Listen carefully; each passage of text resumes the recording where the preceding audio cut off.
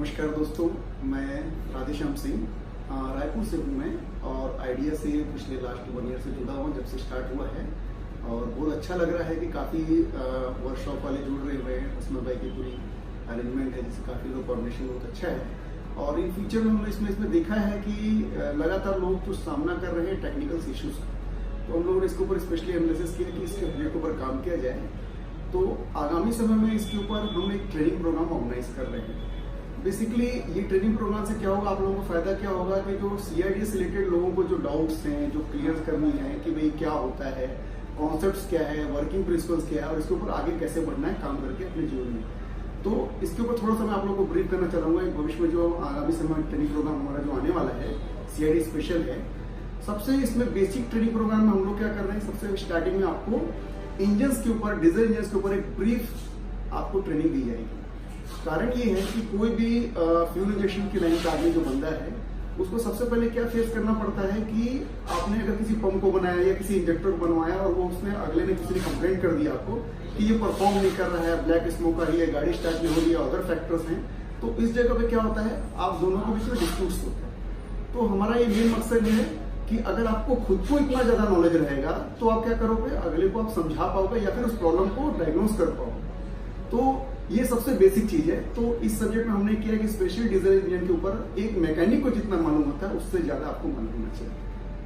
तो काम करने में आपको भी अच्छा लगेगा और ज्ञान कभी खत्म नहीं होना चाहिए। ज्ञान कंटिन्यू चलता रहता है निरंतर, और सीखने की जरूरत है।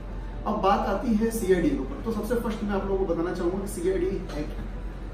स्पेशली अगर फुल फॉर्म में जाएंगे तो ये है कॉमन रेल डायरेक्ट इमिशन। आज से कई सालों पहले से जो डीजल इंजन की टेक्नोलॉजी थी वहां पे क्या हो रहा था, सबसे स्टार्टिंग में इनलाइन पंप्स आए जो कि इनकी जो इंजेक्शन प्रेशर थे, जो कंबशन चैम्बर्स में जो इंजेक्शन प्रेशर जा रहे थे वो ऑलरेडी 150 बार, 160 बार, 210 बार हाईएस्ट तक गए। धीरे धीरे क्या हुआ, जनरेशन और आगे बढ़ी और ज्यादा रिसर्च हुआ और फिर मार्केट में रोटरी पंप्स आए। जब रोटरी पंप्स आए तो उन्होंने क्या हुआ, आपके नॉर्म्स को भी हाई किया क्योंकि गवर्नमेंट की रिक्वायरमेंट थी कि काफी मात्रा में पॉल्यूशन हो रहा है। इनलाइन पंप जो थे लो प्रेशर में इंजेक्शन करवाते थे, इसके चलते परफॉर्मेंस वीक थी। आप देखिएगा पुराने समय में जो फिएट थी, एम्बेसडर थी, ट्रकें थी, इन सबके एवरेजेस कम होते थे। फिर जब रोटरी पंप आया तो इसने क्या किया, ये 300 से लेके 350 बार में फ्यूल को इंजेक्ट कराया। क्योंकि डीजल इंजन जो होता है ये प्रेशर कॉन्स्टेंट इंजन होता है। मतलब क्या होता है, इसमें कोई स्पार्क प्लग नहीं होता। मतलब अंदर आग लगाने के लिए इतना ज्यादा कंप्रेशन रेशो इंक्रीज कर दिया था, 1:22 तक ये इसको इंक्रीज कर दिया है, मतलब 1:22 तक। तो वो डिपेंड करता है डिजाइनर किस हिसाब से डिजाइन किया है। अब उसके बाद क्या हुआ, अगर आपने रोटरी पंप में आपने किया हुआ है तो रोटरी पंप में इंजेक्शन कराया आपने, गाड़ी स्टार्ट होगी, क्यों, प्रेशर, आपका प्रेशर कॉन्स्टेंट इंजन है। तो इसके बाद भी आगे रिसर्च कंटिन्यू रहा कि कैसे परफॉर्मेंस को इंक्रीज किया जाए और उस समय एक रेवोल्यूशन चीज आई CID है जिसने पूरे मार्केट में तहलका मचा दिया।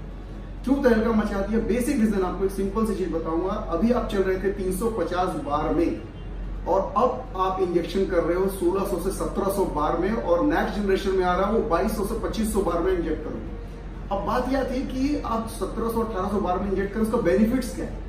अभी जो फ्यूल इंजेक्ट हो रहा था इससे पहले की टेक्नोलॉजी में 350 बार में डीजल छोटे छोटे स्मॉल पार्टिकल्स में इंजन के कंबस्शन चैम्बर्स में इंजेक्ट होता था। बट अभी क्या हो रहा है, 1600 से 1700 बार में क्या होगा, जब इंजेक्ट होगा तो क्या होगा, डीजल इतने स्मॉल पार्टिकल्स में, मॉलिक्यूल्स में टूट जाएगा कि बहुत आसानी से आग लग जाएगी। इसीलिए जो लेटेस्ट जमाने की जो गाड़ियां, आप स्विफ्ट देख लीजिए, और जो गाड़ियां आप चले जाइए, आप चलाओगे तो आपको ये नहीं पता चलता कि डीजल गाड़ी है कि पेट्रोल गाड़ी है। और जो गाड़ी जो उस समय 8 का एवरेज दे रही थी, आज ये गाड़ियां 20 का एवरेज देती। तो ये है CID। प्लस इसके साथ ही साथ आप देखिएगा CID जब गाड़ियां लॉन्च हुई तो पुराने जमाने में एक्सीलेटर केबल्स होते थे और बाकी चीजें क्या होती थी, टोटली मैकेनिकल बेस होती थी। बट इन्होंने क्या किया, CID को ECM के थ्रू कंट्रोल किया। अब ECM का काम क्या रहा, ये कैलकुलेटेड फॉर्म में डीजल इंजेक्शन कराता है। मतलब पहली बात की एक्सीलेटर पैडल में कोई भी केबल्स नहीं होते। ये क्या होता है, सेंसर बेस्ड कंट्रोल होता है। जैसे जैसे आप एक्सीलेटर दबाओगे सेंसर कमांड देता है, ECM को ECM कमांड देता है, फ्यूल इंजेक्शन को CID को। तो यहाँ पे कमांड्स कैसे चल रहे हैं, अदर फैक्टर रिलेटेड है। मतलब कैम में सेंसर लगे हुए हैं, क्रैंक में सेंसर लगे हुए हैं, फ्लाईव्हील में सेंसर्स जो है वो लगे हुए हैं, टेम्परेचर सेंसर्स लगे हुए हैं, एयर सेंसर लगे हुए हैं। तो ये सब कैलकुलेशन है कि कहीं भी मान लीजिए अगर किसी गाड़ी का इंजन ऑयल लीक हो जाता है तब भी गाड़ी सीज नहीं होगी, गाड़ी उससे पहले ही वार्निंग लाइट आ जाएगा और ECM गाड़ी को बंद करा देगा। मतलब सेफ्टी प्रिकॉशंस का भी ध्यान रखा। अब इसका मतलब क्या हुआ कि अगर आप अपडेट नहीं हो तो क्या होगा, आप खत्म हो जाओगे। तो ये समय की डिमांड है कि अपने आप को अपडेट करना है, और हर आदमी तो इंजीनियर नहीं है। तो मेरा मानना यह है कि जो भी मैंने सीखा है अपने नॉलेज में पिछले लास्ट काफी सालों से 18-20 साल से मैं फ्यूल इंजेक्शन और डीजल लाइन इंजीनियर्स में काम कर रहा हूँ। मैं खुद भी बीटेक मैकेनिकल हूँ। तो मैं चाहता हूँ कि क्यों ना अपने नॉलेज को शेयर किया जाए और मार्केट में सभी को बराबरी मिली। आपका ज्ञान का है ना, ज्ञान के बेस में आप भी आगे बढ़िए, क्योंकि ऑलरेडी आप इस फील्ड में अच्छा काम कर रहे हो और मुझे पूरी उम्मीद है कि आगामी समय में इसके सहायता से आप और भी अच्छा काम करोगे और पॉल्यूशन जो मेन फैक्टर है पॉल्यूशन जैसी चीजों को और अपने नॉलेज को बढ़ा के आप कॉम्पीट कर पाओ। तो इस संदर्भ में हम लोगों ने एक छोटा सा प्रोग्राम ऑर्गेनाइज कर रहा है और हम यही चाहते हैं कि ज्यादा से ज्यादा मात्रा में आप लोग जुड़िए, और इसके संदर्भ में हम लोग आगामी समय और भी ट्रेनिंग प्रोग्राम्स करते रहेंगे। हमने कुछ सब्जेक्ट्स रखे हैं जिसमें आप लोग को ब्रीफ में नॉलेज दिया जाएगा जो भी मैंने सीखा है। और भी हमारे पास फैकल्टीज हैं, इंजीनियर्स हैं हमारे सर्कल्स में जो ऑलरेडी ट्रेनिंग देने के लिए इच्छुक हैं, और अलग अलग सब्जेक्ट्स में हमने इसके लिए प्लान किया है। जैसे हमने नेक्स्ट प्लानिंग के सेंसर किया है, स्टार्ट किया है कि सेल्फ स्टार्टर और अल्टरनेटर के ऊपर भी हमने ट्रेनिंग देंगे, क्योंकि ये भी हमारे ऑटोमोबाइल का सेगमेंट है। क्योंकि चूंकि आप ऑटोमोबाइल इंजीनियरिंग में जुड़े हुए हो तो ऑटोमोबाइल इंजीनियरिंग से संबंध में जितनी भी चीजें आती है सब इसके दायरे में आनी चाहिए। अब जब ये आ गया तो आपको स्केलिंग भी आनी चाहिए, आपको पता होना चाहिए कि ईसीएम कौन सा कोड जनरेट कर रहा है, क्यों कोड जनरेट कर रहा है, कैसे इसको डायग्नोस करना है, रीडिंग कैसे करनी है, इसके चार्ट्स क्या हैं। तो जब आपको पता चलेगा तो ये चीजें पता चलेगा। इसके साथ ही साथ क्या है, आपने इंजेक्टर बना दिया, आपको पता नहीं है कि फॉल्ट पंप में है। अब पंप का फॉल्ट है तो पंप को डायग्नोस कैसे करना है, तो वो कैसे होगा, एरर कोड देगा। एरर कोड जब देगा तो आप उसको डायग्नोस करके पढ़ोगे उसको कि चैप्टर वाइज एरर कोड क्या है, क्या बिलोंग करता है, कैसे सॉल्व करना है। तो हम लोग इसके ऊपर भी पूरा एक ब्रीफ देंगे कि भैया एरर कोड से कैसे फॉल्ट फाइंडिंग करना है। तो ये हो गई।